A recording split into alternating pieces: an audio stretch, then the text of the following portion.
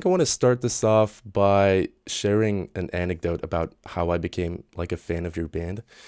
So 2 years ago now, I was studying abroad in Germany, in Stuttgart, and I remember just, hanging out like in my own dorm room listening to music, and somehow, I think it was through a Spotify playlist, I stumbled upon a song called Turn That Shit Up. I guess the name spoke to me somehow, and I was convinced to listen to it. And then when I heard it for the first time, I guess two things came to my mind. At first, I was like, okay, yeah, this was definitely recorded in like 1999 or 2000. But at the same time, I was like, yo, this is a bop. Like, this is such a fun song. And then I heard Underdog probably, and like immediately I went from like going like this to literally my jaw dropping and thinking, okay, who is this band? Because like I know Sunk Lotto, I know Super Heist, Grinspoon. What about these guys? And so, I just wanted to let you know that during my commute to school in Germany, I streamed your album, your debut album, so many times, and I had a really great time doing so. Awesome, man. That's Uh, amazing to hear. so good. Yeah, awesome. So on a side note, this is like my first time interviewing someone from Australia, by the way. So I don't know. Now I just feel like asking these really off-topic, stereotypical questions, like what's Vegemite on toast like? What is that all about? I had Vegemite on just bread, not toast. I had it today, and it's just a quick, easy snack that you can grab. The secret is though, right? You have to balance the right amount of butter with the right amount of Vegemite, right? If you have too much Vegemite, you're not going to get the proper taste. You got to pretty much max out the butter and just have a little bit of Vegemite. Find that perfect little sweet spot, and yeah, it's good stuff. Keeps you going. Okay, sure. I'll have to try it actually. I mean, of course, I've tried butter all my life, but I'm sure we have some type of Vegemite out here in the store, so I'll give it a shot for sure. I actually have a friend from Australia. She's pretty cool. So, visiting your country, it's definitely on my bucket list for sure. But you're from Adelaide, right? What is it like out there in Adelaide? Adelaide's a small town. It's super pretty, but a little bit boring. But we love it. When we were coming through in the '90s, we had a massive scene going on. There was a lot of bands in our local area, which was out of the city a bit actually. But we used to play at like footy clubs, and sporting grounds and stuff like that, and just have a massive scene, and it was amazing. So super appreciative. We never probably would have been able to make it anywhere or record an album if we didn't have that scene. Mm. Yeah, it's very European influenced actually. Obviously, it was settled by the English, but there was really big communities of Germans, Italians, Lebanese, and they sort of came and settled in the 50s and 60s. So we were growing up with multi cultural sort of society, where all our friends were from different countries and stuff like that. So I think we were really the first Aussie generation to do that. And yeah, it shows that because there's so many creative outlets for our generation. So we had like surf crew that were into us. We had skate crew, mountain bike, like extreme, a lot of extreme sports people. Um, but at the same time as well, we had musicians of all classical people, Mm. hip hop people. So we managed to cover quite a big base, I reckon. Yeah, and you were talking about sports there for a minute, Adrian. I think I even like I remember playing a game of FIFA one night and randomly picking an Australian team for some reason. I went for Adelaide United because alphabetically I think like they're the first to show up in the roster. It Are you was the guys easiest one, yeah. are you guys into soccer at all? Yeah, I grew up with, once again, with the European influence in the city of Adelaide. Yeah, soccer was huge, but we've got another game over here called Australian Rules Football. It's AFL for short, and it's pretty much the dominant sport here in Australia. Much like if you like look at America, how NFL, gridiron, whatever it's called, that's the main one, and they still have soccer there or football, but it kind of takes second fiddle to the local Australian football game. So yeah, Yeah, okay, that's interesting because I, like last year, me and some classmates, we finished up like a journalism project in Ireland because we figured out Gaelic football is the biggest sport over there. And like, I mean, we're from Belgium, we're not that far away from Ireland, but like we never even heard of it. We had never heard of it before. So yeah, yeah, it's pretty interesting. yeah. Actually, Gaelic is crazy because it's half Australian rules footy and then it's half English football as well, like soccer. It's all of it mixed together. It's actually a really cool game to watch, I reckon. It's exciting.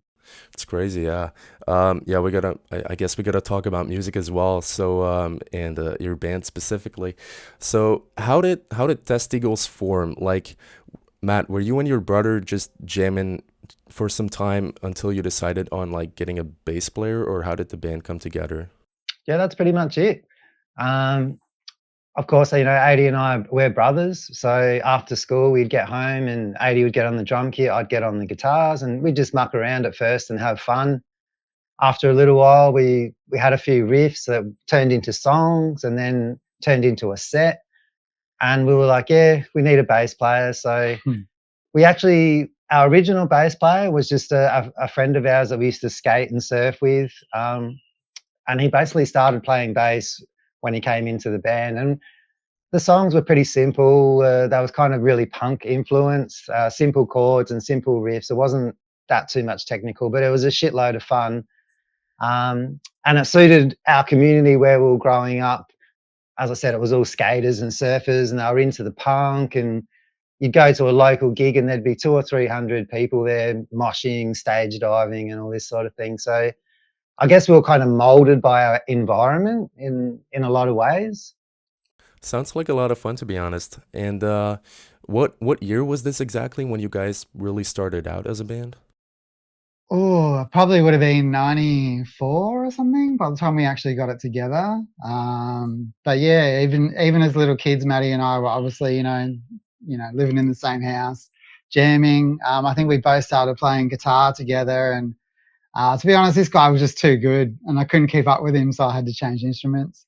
Because yeah, I didn't like that competitive thing, so I picked up drums instead, and worked out well. Okay, it's good to have like direct confirmation from a band member that it was probably 94 because I've seen like multiple sources. One said you guys started in 97, the other said 99, so I wasn't completely sure.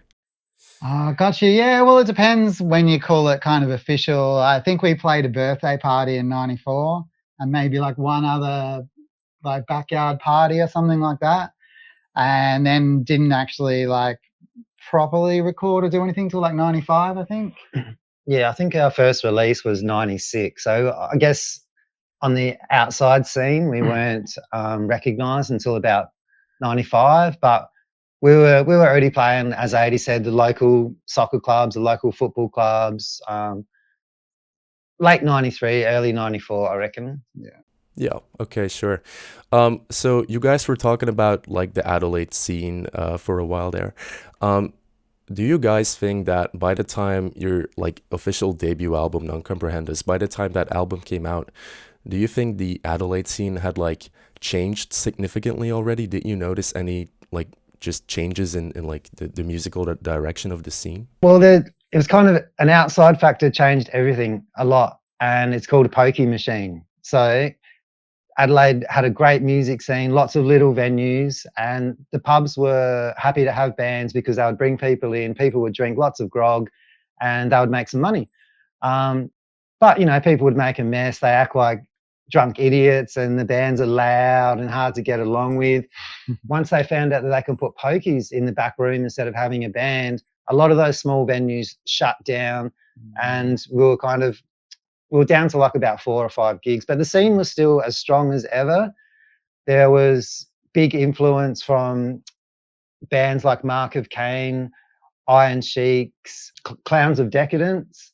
So these were bands that were pulling big numbers, and they were sort of making the Adelaide scene in the early 90s. And we were growing up as kids being part of that. And I think it just changed because, as I said, there wasn't so many places. So I guess a lot of the smaller bands you didn't see as much. It was only the bigger shows that would get put on. So yeah, But there was kind of two different music scenes in Adelaide, really. There was like the down south, like surfer skater punk kind of music scene. And that was the one with the big crowds, you know, a lot of people would come just for a vibe. And that was more, yeah, like the footy clubs and stuff like that. And then there was the city scene where it was a bit more, I don't know if mature is the right word, but a bit more serious in some ways, like musically, where you had like the Lizard Train and the Market Cane and stuff like Lizard that. Train, yeah. And then some bands could kind of cross over and do both, you know, like you had the Clowns of Decadence, which were put on this amazing show where they were breathing fire and all sorts of stuff. And you know, they were doing the city and the down south stuff. And but yeah, we had like Where's the Pope and Bearded Clams and all those guys down south, which is really just like punk rock and more like just really good vibes there. So it was good that we managed to kind of start in the down south punky scene, but then also connect up with like the other stuff in the city too. Actually, I just thought another thing that changed in that time was the big festival scene started up in Australia, and I think most places in the world, mid-90s, started having, you know, in Australia here it was called the Big Day Out, but I know in the States they had Lollapalooza and even stuff like Burning Man, and that was starting out with huge festivals where 30, 40,000 people would go and watch 40 bands, and that changed a lot. It put local bands that were playing in those Adelaide pubs, all of a sudden I put them on a stage in front of thousands of people that never heard them before and weren't part of the scene. So yeah, it actually grew a lot from those big festivals. Yeah, for sure. I can imagine maybe the musicians down south, as you were saying, maybe they were kind of inspired by like Blink 182 as well, because I remember reading somewhere that, you know, Blink, apart from their native San Diego, Australia was kind of like their second home, really. Like it became their second home really quick because of the surf and skater scene, the punk scene being quite similar. Yeah, man, that's the best way to explain it. It was a full California punk scene. That was basically, it was Australia's version of that, if you like.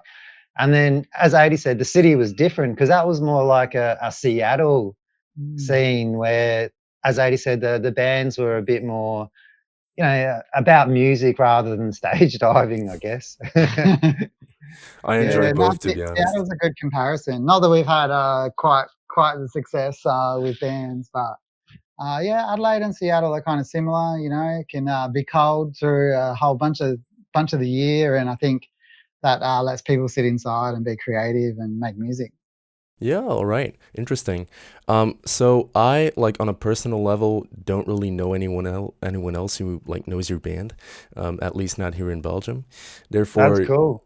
yeah, well, therefore, you know, I had to like start my research on Wikipedia because I didn't really have anyone to talk to about you guys. Actually, now that I mention it, how do you feel about Testeagles having a Wikipedia page? Is it like something that blows your mind, or are you like, yeah, no, sure. I mean, of course we do. It's pretty weird. I don't think I've even read it.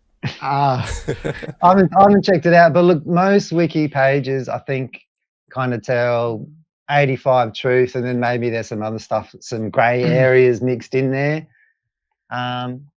Yeah, but it's good to have an official history, like so people like yourself can check out where we started and where we came from, and yeah, I think that's really interesting. You made the point there where you heard this music, and then all of a sudden there's all these questions: who is this band? Where did they come from? How did they come about? What other bands were they associated? What was the time that they were around? You know, so it's a big rabbit hole that you get to go down, and it's a great way to discover other stuff as well. You know, so. Yeah, I mean, technology's crazy. You know, we added our music to Spotify and everything, I don't know, in 2016 or something like that. Yep. And it's weird seeing all that data too. They tell you on there where people listen to the music and what songs they listen to and all that kind of stuff. And it's interesting you're in Belgium because when we were first on there, we had a remix that was done of Like No Other by Ollie Olsen. Who we lost the other day, but he that for some reason that song had like thousands and thousands of more plays than any of our other songs, but only in Belgium. So I don't know what happened there. Really? Yeah. I You'll have to look into it for us. Let us know what Yeah. was going on there. sure Maybe thing. we're on a TV ad or something like that. That'd be cool. I would have to look into it. And, I'm also definitely going to edit the Wikipedia page once we're done and, just use this interview as a source. Thanks, man. That'd be awesome. Yeah, so then we can like turn the 85% truth to maybe like 99, even 100% Yeah, in the best man. case. Yeah, let's get it straight. Yes. Okay, but like right now on your wiki page, there's a quote from music journalist Ian McFarlane, apparently. He wrote about you guys in the Encyclopedia of Australian Rock and Pop. I don't know if that rings a bell. No. Nope. No idea. Well, okay, so maybe this quote sounds familiar to you. I'll just read it out loud. Okay. Quote, Testeagles displayed an uncanny ability to combine thudding metal / indie rock with electronic beats and samples to arrive at an intense brand of techno rock. What do you guys think of that statement? Do you cringe at the techno rock label or do you like embrace it? I love it. I reckon that's really cool. I mean, I understand techno rock as a label is yeah, it's pretty cringe, but I think that is a good example how it's not just metal and dance music. There is also grunge, the elements in there as well. Lots of other like dance styles as well, like hip hop as well is a big influence on us. So yeah, I mean, I think that's pretty good, pretty cool. I think our music is like pretty genuine, and maybe semi-interesting thing about us is because we got together because we were brothers, not because we like the same music. Like I find a lot of bands, like the mates, they'll get together and like they all love the same bands and the same music, so they want to create a band together. So then they have this very focused influence where Matty and I really like different kind of stuff, like we have crossovers as well where we like the same things, but a lot of the stuff Matty likes I'm just not into, and vice versa. And I think that created something interesting, and we just do what's natural. Like if you knew what we're listening to when we're growing up, like our music just becomes obvious. It's like, we're listening to metal as well as grunge and like Public Enemy and all that. And yeah, that's where you bring in the third element, which is D. Yeah. And he was hugely influenced by hip hop and R&B, even jazz. So you can kind of see, 80 was into the metal. I was kind of into the grungy sort of stuff. D was into the hip hop. So it was the three of us coming together is what makes that formula, So yeah, It's probably part of what makes music awesome as well, in a sense. You've got free musicians in your case, and you're influenced by so many different styles and genres and scenes, and then you kind of just figure out how to like create one central sound from there. Yeah, exactly. Yeah, it develops by itself after just a lot of hard work, I guess. It comes together. I want to dive a bit deeper into the Non Comprehendes album. So, like, therefore, we can also maybe like discuss the whole like techno aspect of your band, the hip hop side of things. So, I suppose "Turn That Shit Up" was kind of the song that maybe made the album blow up a little bit. Do you remember how that song came together? Yeah. It's been a while. No, yeah, it has been a while. No, I think it was really, really interesting actually. I believe we'd pretty much finished the album. We thought we'd finished it, and the record company said, "Oh, you need to go back in and do a B-side. Underdog was going to be the single," and they said you have to record a B-side for Underdog. So we went into the studio, which is a pretty expensive endeavor back in the day for us. And we just went in with no care, thinking, we'll just write something, we'll write it and record it in one day and just not really care about it. And I think there's zero pressure. Don't know, the song like Turn That Shit Up just came out really, really fast. It's just like bang, bang, bang, bang, bang went together. Yeah, it was a bit of a gift in that element. Some songs you work so hard on, and they eventually get there, but other ones just fall into place. I think Turn That Shit Up was a turning point as well, because we were getting more time in the studio, and then it enables you to play around with different things like beats and samples and keyboards and stuff that you can't do in the jam room, So yeah, it was us playing around, experimenting, going, oh, how cool does this sound, Can we mix that in? No, that doesn't work. Yeah, this one works. And so, yeah, I mean, these days it's easy because you have a studio in your room. But back then it was, $1,000 a day for a studio. Um, it was still on the big old tape machines. You had to have a tape operator. You had to have an engineer. So there was like 4 other people, and it was, it was a big operation. And us getting in there and being able to experiment with that stuff is pretty much how it all came together. That's a really good point. Yeah, writing in the studio as opposed to writing in the jam room where it's just, you're just on guitar and drums. Whereas you have all the options set up in the studio and you can run around and play with all sorts of different stuff. Yeah. It's always the final song on the album, isn't it? Like the final song that you Yeah. go ahead and record. That's almost like an afterthought. Like Yeah. in your case, it was your label that was kind of maybe pushing you to like record a B-side, and then the B-side to what was supposed to be the main single, Underdog, kind of blows up and takes over. Yeah, there's a lesson for other bands out there. Don't try hard. Yeah. Just do what you do. Just let it out. Just let it happen. And that's how you get there. Yeah, I think it was obvious to everyone as soon as like the end of that day, we sent it to our circle of people, and everyone was like, "Well, that's the first single. That's it. Forget about it." And we had to go back and record more B-sides. Yeah, probably the best advice you could give any starting musician. And at what point, because this is interesting to me, at what point were you like, you know what, we've had it with singing, let's just do this hip hop shit instead, and let's spit some verses? Because I'm quite a huge fan of hip hop myself. When did you decide to like really let that element shine in your music? That's when Dee came into the band.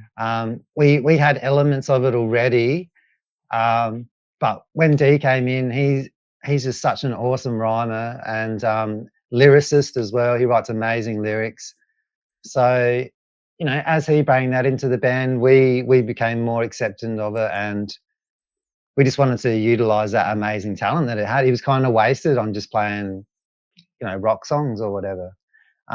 Also around us at the same time, you go to that late 90s, early 2000, you got Korn, you got Limp Bizkit, you got Linkin Park, I guess, like so many other bands that started to play around with that sort of stuff, mixing all that stuff together. We were obsessed with like Bring the Noise, Public Enemy and Anthrax. That was so cool, man. And even before that, Walk This Way. Yeah, there was Run DMC with Aerosmith, Walk Yeah. This Way. And we used to love how there was that fight between the DJs and the band, and then eventually get together. And then there was Bring the Noise, Public Enemy, and Anthrax. And we always had that in our mind, man. We wanna try and do something like that. And early high school, we all loved, Public Enemy and NWA and Ice Cube, all that kind of stuff. Cypress Hill, yeah. So all had a big influence for sure. That's a bunch of classic stuff right there. I mean, can't argue. Also, I'm wondering now, is Dee able to like rap and play bass at the same time? Because honestly, that sounds like an incredible skill to me. Somehow he does it. We don't know how. Really? If you check out some of the live videos out there, you'll see him doing both at once. I don't know. He's kind of like ambidextrous or something he can do. I mean, it's like 80 on the drums as well. Sometimes I don't know how he's got the hands doing that and the feet doing this. And but definitely singing and playing at the same time is an art form. Yeah. Yeah, I mean, I should give it a shot myself, I suppose. I've got a bass guitar right there in the back. I suppose I'll have to watch some of those live videos and try to rap while slapping those strings at the same time. But I figure it'll take some time probably. Yeah, definitely. It becomes muscle memory after you just do it so many times. I think my favorite song from the record is Ocean. Like, I don't know, like it's almost like mesmerizing to me in a way that I can totally picture a music video for it in my head whenever I listen to it, like somewhere by the beach, for example. Do you remember what's the story behind Ocean? Same question, really. How did that song come together? Yeah, once again, the studio allowed us to layer lots of different sounds on top of each other, which gives it that really like beachy sort of, wobbly sound. You're missing the core over there because like we grew up on the beach and our parents are into sailing, so we were at the sailing club every weekend where they were sailing, and Matty and I were surfing. Matty would surf like like all day, every day if he could. As a little kid and as a teenager, and yeah, love the ocean. So I think that's really Matty's song, and it's super genuine. I love the lyrics and everything in that because, I know that was fully who he was at that time. So One thing that's different with it too, it's originally written on an acoustic guitar. So Wow, okay.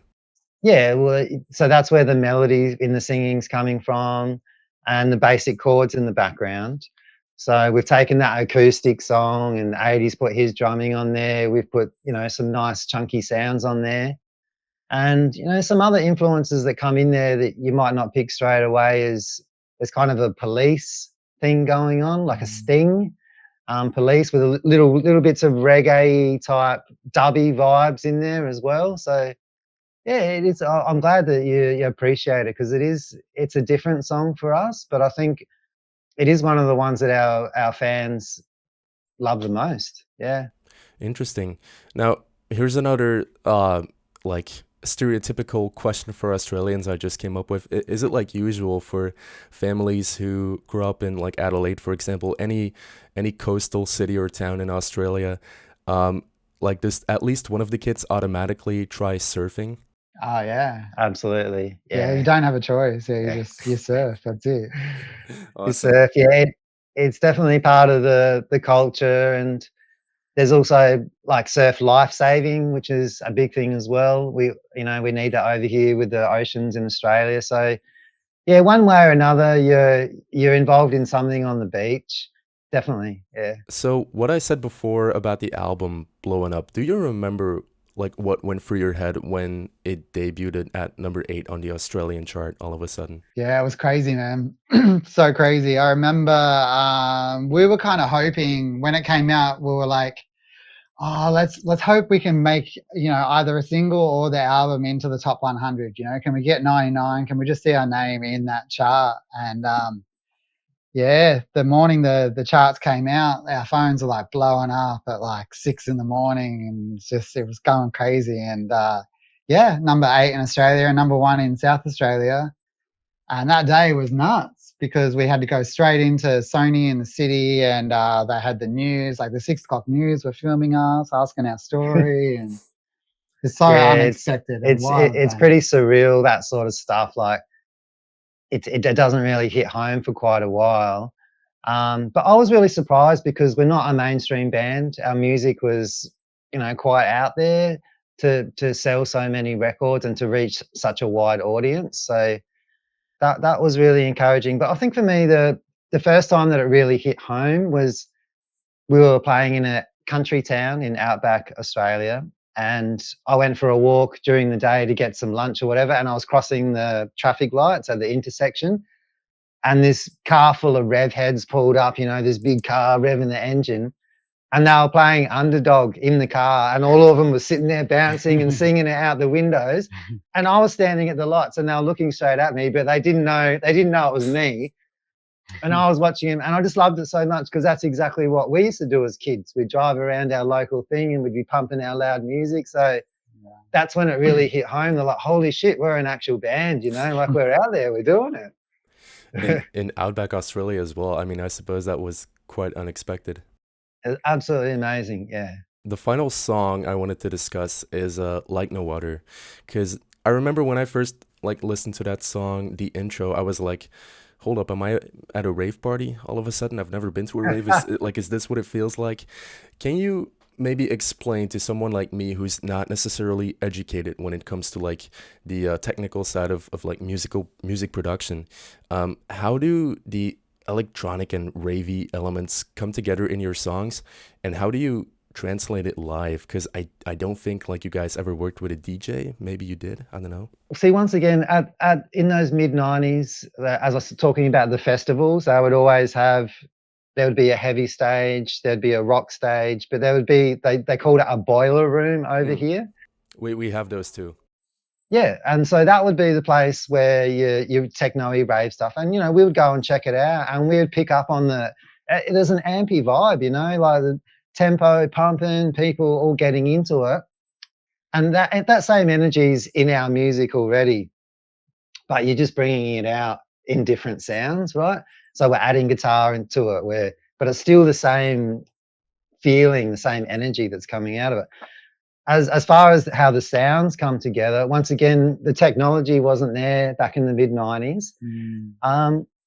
And so we used to use these things called samplers. We've got one here. I don't know if you can see it. I was gonna say, by the way, your setup looks really cool. I mean, for someone, once again, for someone who's like not into music production at all, I don't know how impressive you would consider your setup, but to me, it just looks amazing. Like I want to own it. It's comfortable, and yeah, it makes you want to come in here and do it all the time. But yeah, just going back to the sampler thing. Yeah. The first samplers that we were able to get, you could only sample about 10 seconds of time. That was as much as the RAM would hold. So it was always real short, little choppy, maybe like a quick vocal sample or like some sort of hit or something like that. And 80 had triggers on his drum kit. He had electronic triggers hooked up to that sampler. So when we would play live, he would literally just hit that sample there, hit that sample there, hit that sample there. So that was really where it started. And then it just evolved from there. It's like, okay, can we have 2 samplers? Can we have 3 samplers? Now they're bringing out samplers that you can sample for 3 or 4 minutes instead of just 10 minutes. So, 10 seconds, sorry. So, yeah, that's where it really came from. 80 on the drums with electronic pads, I guess. Yeah, a lot of it was just technology driven. Like we were pretty on the front edge of it. When something new would come out, we'd be like, oh, we've got to get our hands on this so we can do that next thing. 80 was a computer nerd, so that helped. Into that kind of stuff. And Matty was loving like Aphex Twin and Goldie and Square Pusher, all that experimental stuff there. I can definitely hear it a bit whenever I listen to the album. Yeah, cool. It's there. Cool, man. And we linked up with Atari Teenage Riot at the big day out, and yeah, they were pretty special there as well. So a bit of that going on. And I think when you were sitting around late at night and you couldn't play drums or whatever, we used to get on the computer and we had these like tracker programs, which I guess is just the most simplest form ever of like a digital audio workstation where you could just put these sounds and they would just like loop and put all these different sounds in, and Matty would create, or we'd all create some stuff. But Matty got a bit obsessed with them and create all these like crazy little jams. And I guess some of them turned into like underdogs and stuff eventually. Yeah, and then there was the big chase of, because there was the other thing with breakbeat music in the mid-90s. That came together by people sampling old records. They'd get an old drum beat, they'd get an old guitar riff, an old vocal line, and put them in the samplers and put a tune together that way. So it was a big thing of like, where do we get samples from? You know, we had the period where we were trolling through records and stuff. Then we started to make our own sounds from just whatever, you know, recording car doors and the oven opening or the tap going off or something like that. That's right. So yeah, it was a really great journey to discover all that stuff. I remember we went to there was like a guitar shop, and they had some kind of night on where they were showcasing some gear. Demonstration night, yeah. And we all went together and we won the door prize, which is like a synth basically. And we created the underdog. We saw it as a sign that we're supposed to go this way because we've been given this technology. So yeah, and I suppose maybe like by the mid to late 90s, you had the big beat stuff coming out of the UK, like Chemical Brothers and stuff. Maybe that was influential too. Fully, man, especially Prodigy, Chemical Brothers, Big Audio Dynamite, even stuff like Left Field, you know, crossing it. So yeah, you can see how that kind of all melded together there. We loved Björk, and she was mixing lots of different sounds and lots of different music all together as well. So yeah, it was, I guess it was a lot of that time that was sort of happening. And I mean, I have to say, Adrian, you sound like an absolute beast on the drums. Once again, okay, I'm not a drummer, but you know, it definitely sounds like you're more inspired by like the drum beats you hear in some genres of techno and dance, but still you hit those drums and those synthesizers so hard that, you know, it just becomes metal, I guess. Yeah, I was a big metal fan, especially as a teenager, and yeah, I love death metal, man. Obituary and Napalm Death and stuff like that I was obsessed with. And Of course, Judas Priest, just because of Scott Travis and the start of Painkiller, really. Anything that had some, really difficult drumming in, I was like, I love this shit. Igor Cavalera, you were Sepultura, you were obsessed by that. Yeah. So there was a while when I was like 13 or 14 where I like hated grunge, and then when Matty got into the EDM stuff, I was like, I'm cringing at this a bit, but the same time, like my drum teacher was a real like jazzy drummer, and then I got into like playing funk stuff. Like funk drumming is just so much fun, man.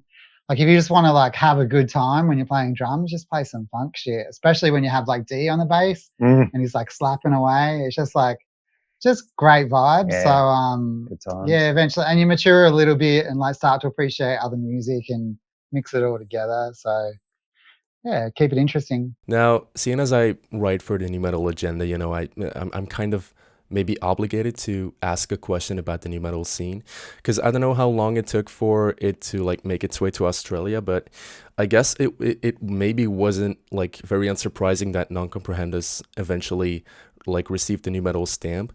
But back then, like in that era, did you ever feel like you belonged in that same group of artists like Korn, Limp Bizkit, and Incubus and stuff?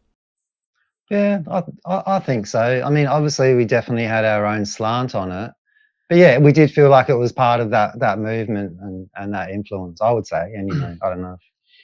Yeah, I mean, I've always felt like we didn't quite fit into anything really. Like we always had this like, there was always people that thought, we're heavy but not heavy enough, and then, because they would hear a song like Ocean, or we'd come out with Rebel or whatever, where it's just purely like a rap song, and we'd confuse people a little bit. But yeah, we were hard to label. Yeah, but looking back on it, yeah, more so.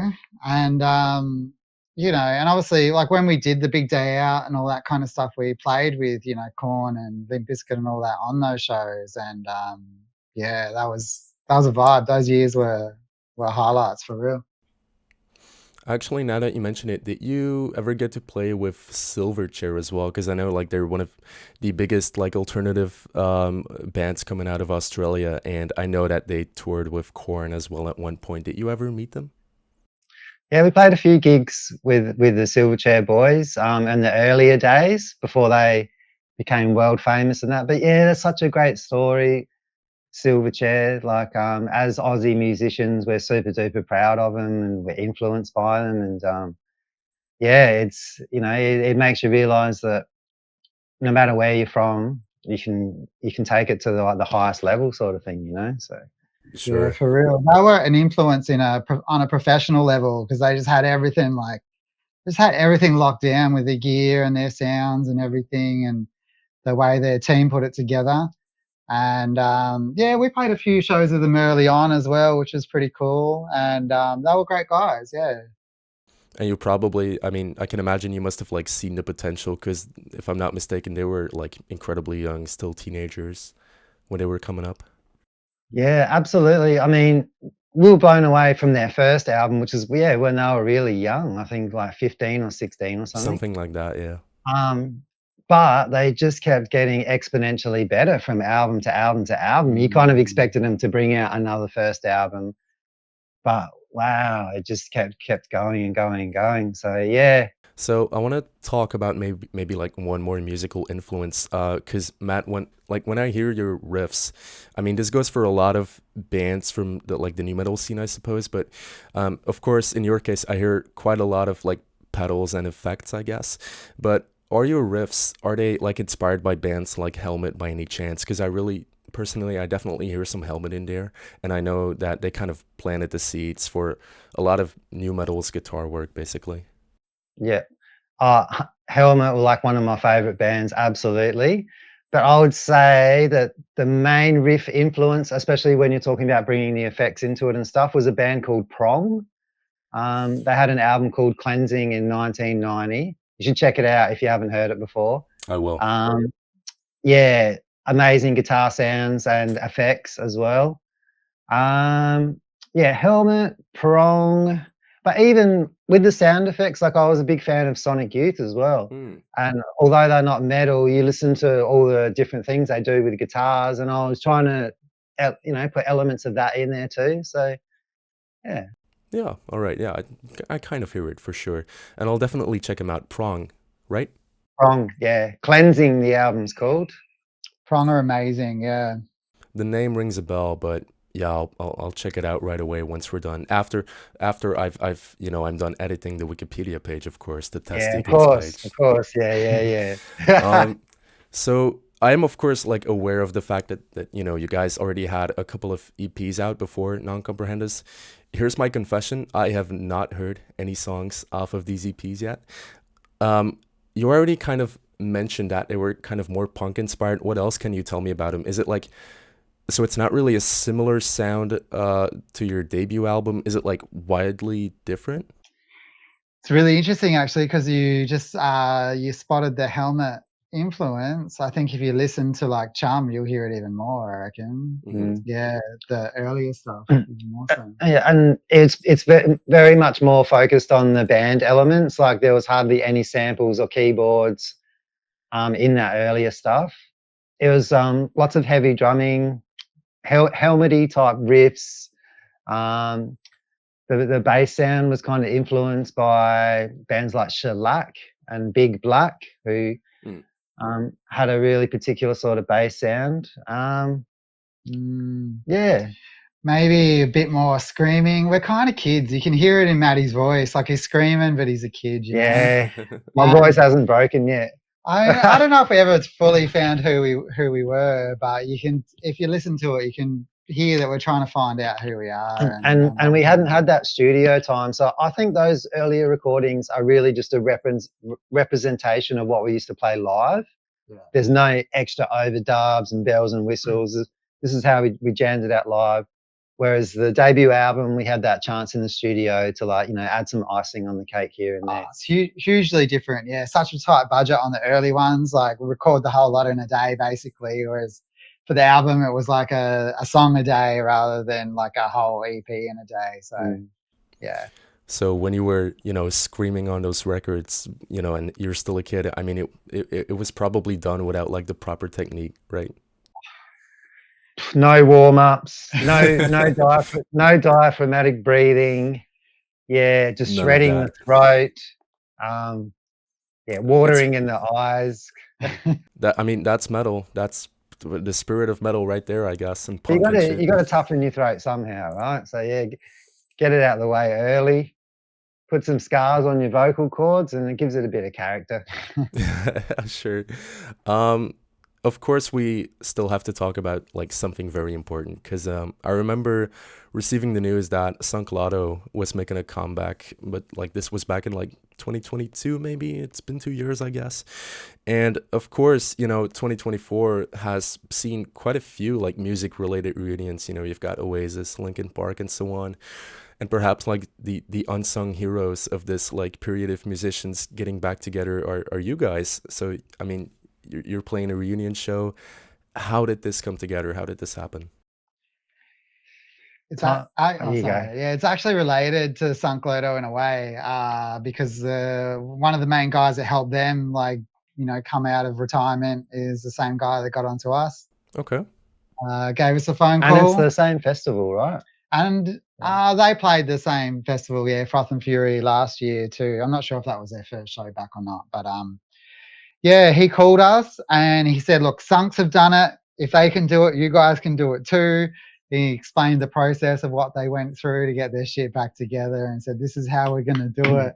And he didn't even really ask. we He kind of spoke just told to we us. spoke to Dane and Jason, and they were like, "Yeah, we're having heaps of fun. This is cool. It's heaps better, these days." And let's do it. Yeah, Let's get it on. Cog actually invited us out to a gig, and the Sunk Boys were there, and we all caught up, and everyone was so encouraging. And I hadn't seen anyone from the scene in like so many years, and yeah, kind of got the bug for it then again. I was just like so like into it. I was like, yeah, we need the teas back and getting it done. So We had a lot of calling from fans to come back, and if not do it for ourselves, let's do it for them. Of course. Yeah, so I suppose you guys, you and Sunk Lotto probably like in the late 90s and early 2000s hung out a lot, played some shows together. Yeah, we did, man. Our first, well, actually, we both got signed to Sony at the same time, and that was so for both of us. We kind of looked at each other as brother bands, really.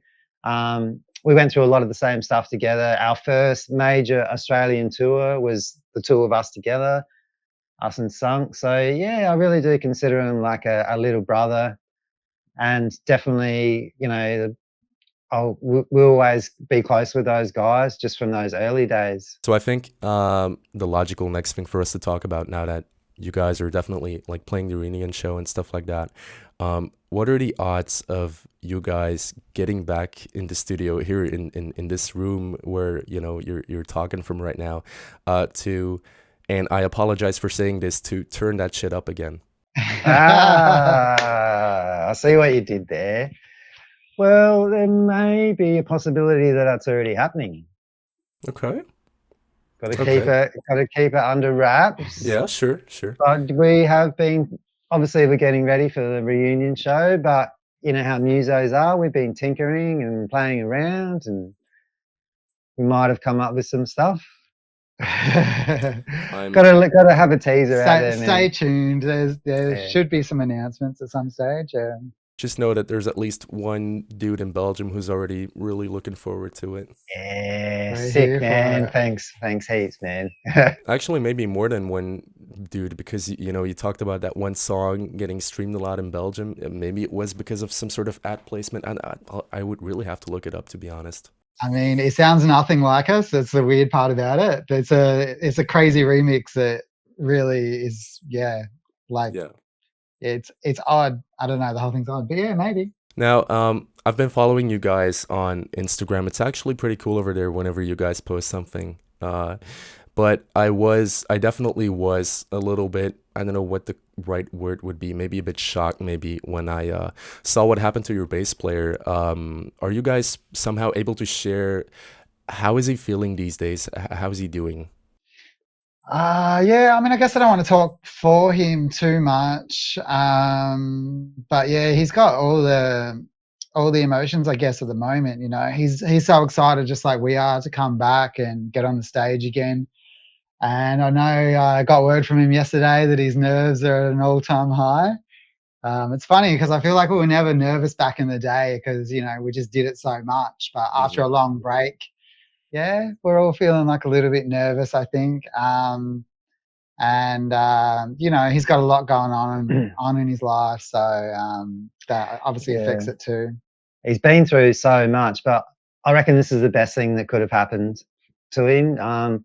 He's like super keen, super amped. He's back on the bass, you know, doing some singing again, and yeah, it's giving him something to look forward to. So yeah, he's charging. He'll be up there doing his thing. And yeah, I definitely understand the nerves. Like, how long has it been actually? When was your last official show as a band? 05? Yeah, I think about 05. So yeah, we call it 19 years. We call it 20 years. It's almost 20 years since we played properly. So very, very long time. I was also wondering, Matt, if you made that video of Dee's story yourself, because I think, if I'm not mistaken, you work in post-production. I did just a little bit of research. I figured you work at this company, or used to work at this company called Good Chat. Yeah, well, 80 and I actually both put that together. So 80 done the filming, the interview stuff. He's awesome with photography and music videos and stuff. And yeah, I've been doing editing, post-production, video editing for about 4 years now, as a full-time job. So it's great because I can do it remote here from home, and I can also balance it in between whatever we have to do here with Testeagles. So yeah, we had a really good idea of what we wanted to put together, and it was a great combination of 80s skills and then my editing, and it's come together really, really cool. I have like maybe 2 more questions before we wrap it up here. I guess I also have to, actually, I don't know if there's a time limit. I'm not even sure anymore, because I don't know for how long we've been talking right now, but you can't see. Can't maybe really see, right? Yeah, but it doesn't really matter anyway. So what do you guys think of like the modern popular Australian rock and metal scene. Like, for example, I had the privilege of catching just a really small part of King Gizzard's set at a music festival here in Belgium. What do you think of those guys and like certain other bands that maybe we over here in Europe should know about?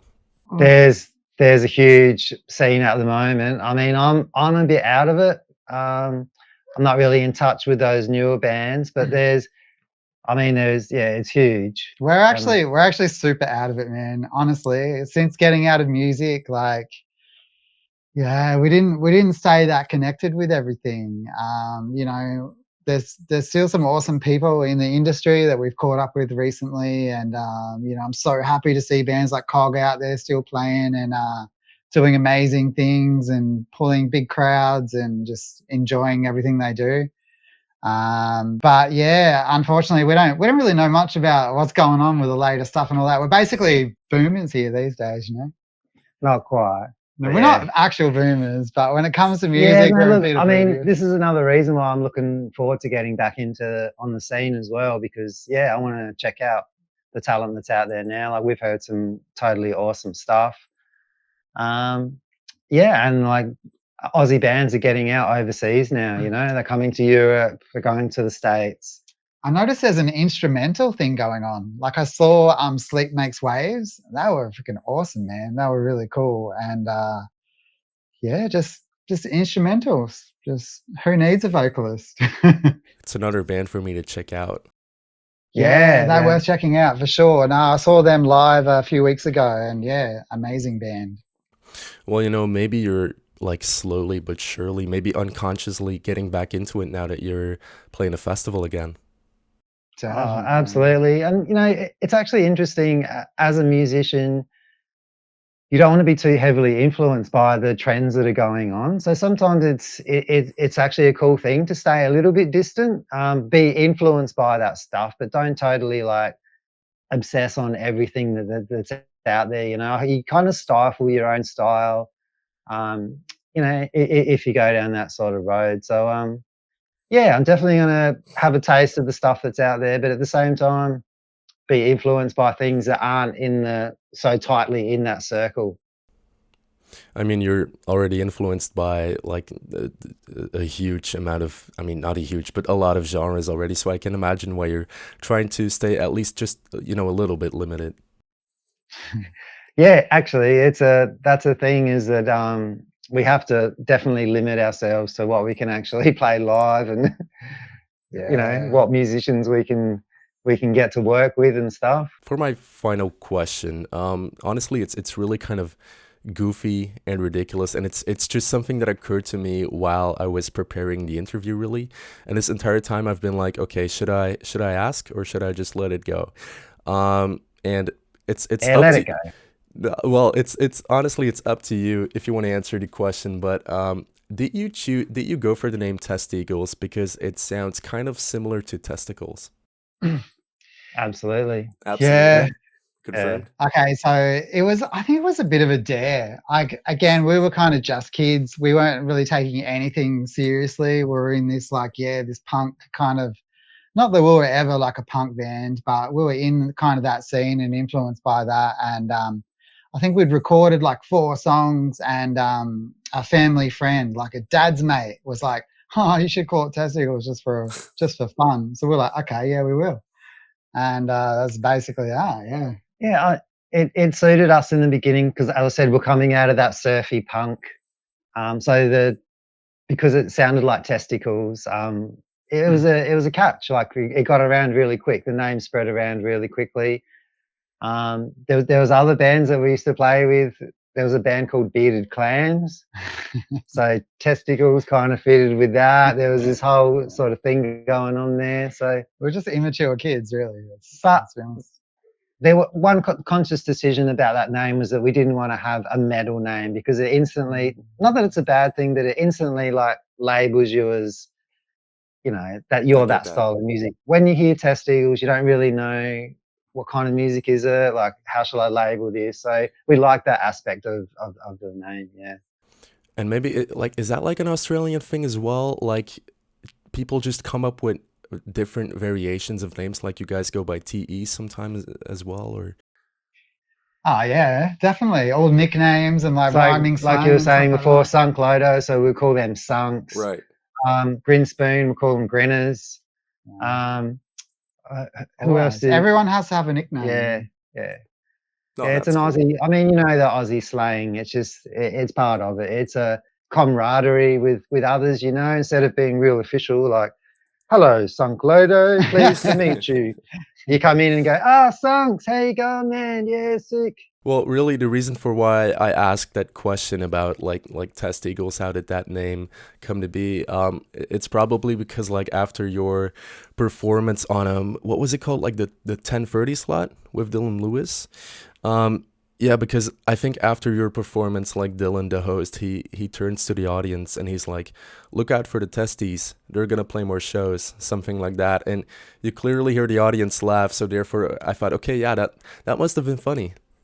Yeah, well, there's another one. There's T's, there's testes.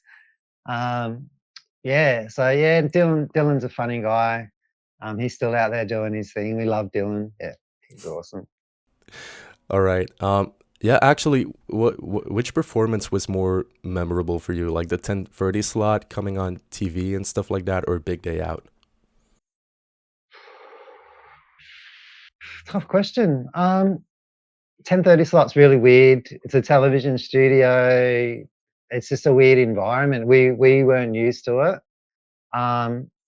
Whereas like Big Day Out, we felt like we were building up to that moment the whole time. We were playing bigger and bigger and bigger and bigger gigs, and then all of a sudden we're ready for the big stage. So I guess for me, it's the Big Day Out.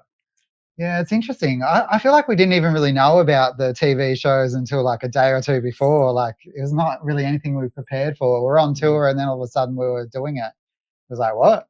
What's happening here? You know, I guess people were booking us and, you know, things just kind of happened. Whereas the Big Day Out, when in 2000, when we did it, it coincided with the album release.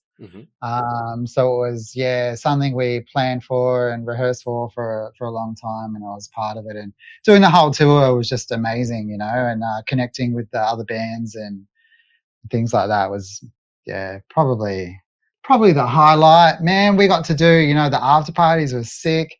Definitely have like little break circles with like the boys from Corn, like Fieldy, like doing some break dancing in the middle of the after parties. You know, You've seen memories like Fieldy that. Very break cool. dance.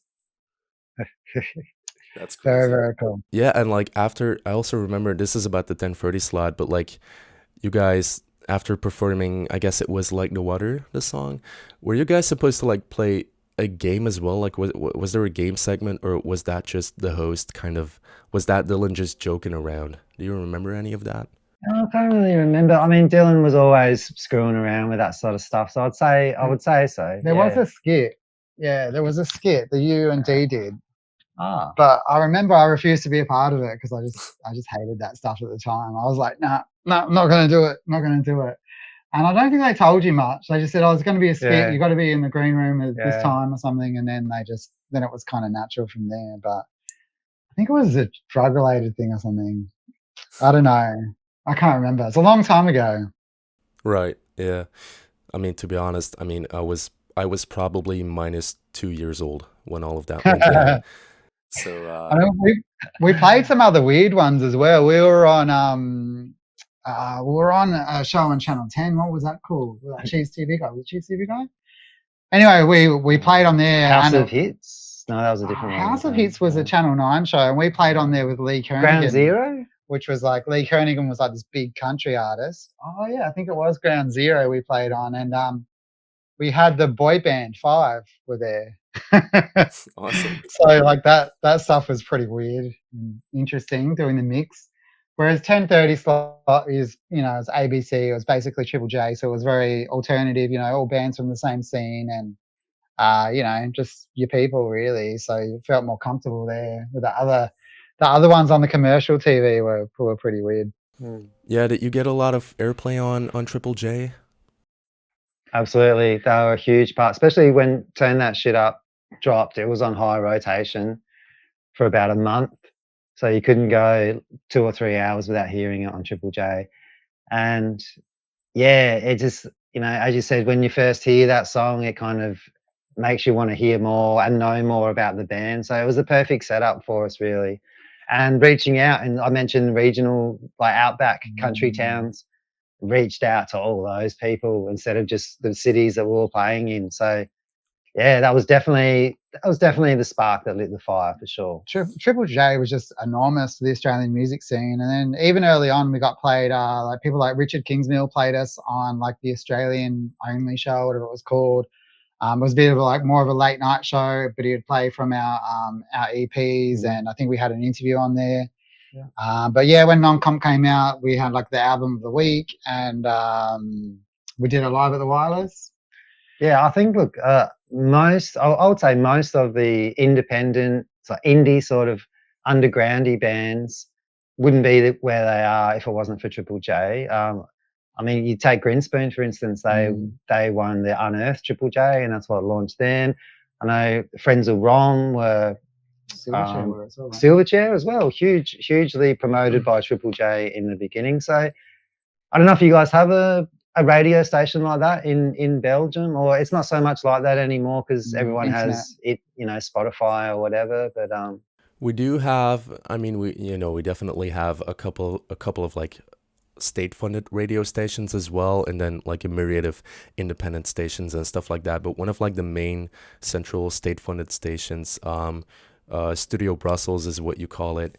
So it's like based in Brussels, obviously. And yeah, they definitely like they're whenever like the festival season starts in the summer, they're just all over every single festival. And for like, I don't know, probably 40 years at this point, they've been a huge promoter of all kinds of alternative music. Like it has to, I mean, I guess, you won't hear like the most alternative, like out there music on there. It has to have a bit of a pop edge, like a bit of a pop appeal. But yeah, sure. yeah, I would say that they're like the Belgian equivalent of Triple J for sure. Oh, that's cool. That's excellent. Yeah. Yeah, sure thing. And yeah, what you were saying about like Turn That Shit Up being like the song that kind of made other people, buy the album or start listening to more of your songs. I mean, I can confirm it happened to me, even though it was 22 years later and I found it on like a Spotify playlist. So big song. Sick, man. For sure. Anyway, yeah, I want to thank you guys again for taking the time out of your day to do this. I have a couple of things to do now, apart from editing your Wikipedia page. I got to check out a couple of those artists you recommended. Yeah, it probably has been like one of the most exciting things I've done in the morning at this point of my life. So I see the light is coming through the blinds now. So yeah, I'll guess we'll wrap this up and I'll have a walk. Yeah, get some exercise, get some fresh air. I could use it, to be honest. I could use it. Do you guys still have like a busy day ahead of you? Well, yeah, we're just working on the tunes for the festival, and you know what art's like, it's never finished, so we'll just keep going. Say g'day to everyone in Belgium over there. Will do. Hopefully we'll be there someday. That would be awesome. I would be we would love to. Yeah, I would be front row. There's no doubt about it. Yeah, man. No, you'd be backstage interviewing us. That's also a possibility. I'll remember that. I'll remember that.